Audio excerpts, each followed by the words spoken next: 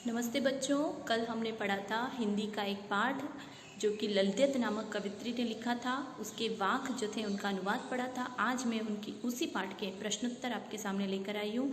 अगर आपने पाठ नहीं पढ़ा है तो आप पहले पुराने वीडियो में जाकर पाठ पढ़ लें और उसका अर्थ समझकर इन प्रश्नों को हल करने का प्रयास करें। चलिए हम शुरू करते हैं। पहला प्रश्न, रस्सी यहाँ किसके लिए प्रयुक्त हुआ है और वह कैसी है? रस्सी एक शब्द आया है प्रथम वाक्य में। तो मैं आपको बता दूं कि प्रथम वाक्य में रस्सी जो है वह हमारी सांसों के लिए प्रयुक्त हुआ है। हमारी जीवन रूपी नाव को खींचने वाली एक कच्चे धागे से बनी हुई हमारी सांसों रूपी सांस जो अपन लेते हैं वो सांसों रूपी रस्सी जो है वह उसको खींच रही है। हमारे जीवन रूपी नाव को कौन खींच रहा है? सांसों रूपी रस्सी खींच रही है। तो इसलिए आपको क्या लिखना है कि सांसों को, जो चलने वाली हमारी सांसें हैं, उनको कच्चे धागे की रस्सी कहा गया है। आइए अगला प्रश्न देखते हैं। कवित्री द्वारा मुक्ति के लिए किए जाने वाले प्रयास व्यर्थ क्यों हो रहे हैं? कवित्री स्वयं यह मानती है कि उसने जो मुक्ति के लिए प्रयास किए हैं वह कहीं न कहीं सच्चे मन से नहीं किए हैं, पवित्र मन से नहीं किए हैं। उनमें कोई न कोई कमी रह गई है। क्यों? क्योंकि उसने सहज भक्ति का मार्ग नहीं अपनाया, या तो उसने हठ योग द्वारा प्रभु को प्राप्त करने का प्रयास किया, या फिर सांसारिक भोगों में वह लिप्त होकर रह गई। इसलिए दोनों ही प्रयास उसके व्यर्थ हो गए। अतः हम कह सकते हैं कि यहाँ पर कवित्री ने जो प्रयास किए उसके व्यर्थ हो रहे हैं। आगे बढ़ते हैं। कवित्री का घर जाने की चाह से क्या तात्पर्य है? कवित्री का घर जाने की चाह से बच्चों तात्पर्य है कि परमात्मा के घर जाना, अर्थात जब आत्मा का परमात्मा से मिलन हो जाता है तब मोक्ष की प्राप्ति होती है। और कवित्री भी यही चाहती है, हर मनुष्य यही चाहता है कि उसे अपने जीवन में मोक्ष की प्राप्ति हो। तो परमात्मा के घर की बात की गई है कि जब वह मोक्ष प्राप्त कर लेगी तब उसे परमात्मा मिल जाएंगे, और उसी की बाट जोकर वह बैठी है कि मुझे कब परमात्मा के घर जाने मिलेगा। आइए आगे।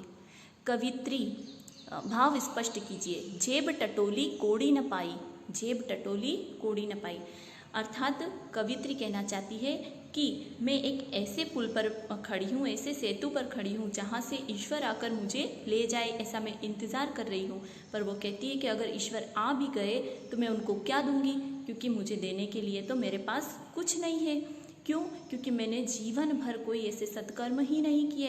तो यहाँ पर कोड़ी न पाई से अर्थात है अच्छे कर्म। तो उसके पास कोई भी अच्छे कर्म नहीं है, तो वो ईश्वर को उत्तराई के रूप में क्या देगी? आगे देखिए। खा खाकर कुछ पाएगा नहीं, न खाकर बनेगा अहंकारी। खा खाकर यानी खाना नहीं। यहाँ पर खा खाकर कुछ पाएगा नहीं यानी अगर उसने, मतलब अगर कवित्री कहती है कि तुमने इस जीवन में आकर बहुत सारा भोग विलास लिप्सा में लिप्त रहे, ठीक है, तब भी तुझे ईश्वर की प्राप्ति नहीं होगी। और अगर तू त्यागी बन जाएगा कि मैंने ये सब छोड़ दिया है, मैं तो सन्यासी हूँ, मैं तो कर्मकांडी हूँ, ये हूँ, तब भी तुझे कुछ प्राप्त नहीं होगा। क्योंकि अगर तू भोग लिप्सा में लिप्त होगा तब तू स्वार्थी बन जाएगा, और अगर नहीं होगा, त्याग करेगा, तब तू घमंडी बन जाएगा।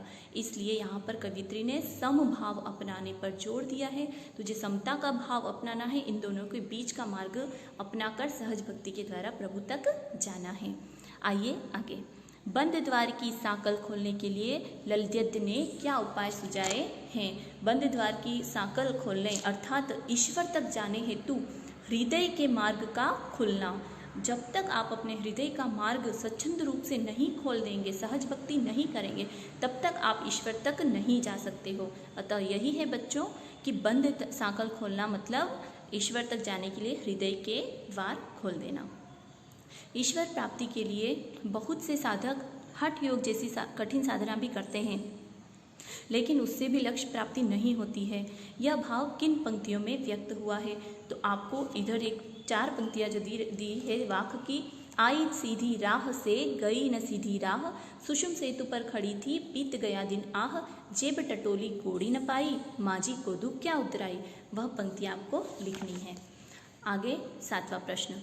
ज्ञानी से कवित्री का क्या अभिप्राय है? ज्ञानी, जो कि चौथे वाक्य में शब्द प्रयोग हुआ है, ज्ञानी।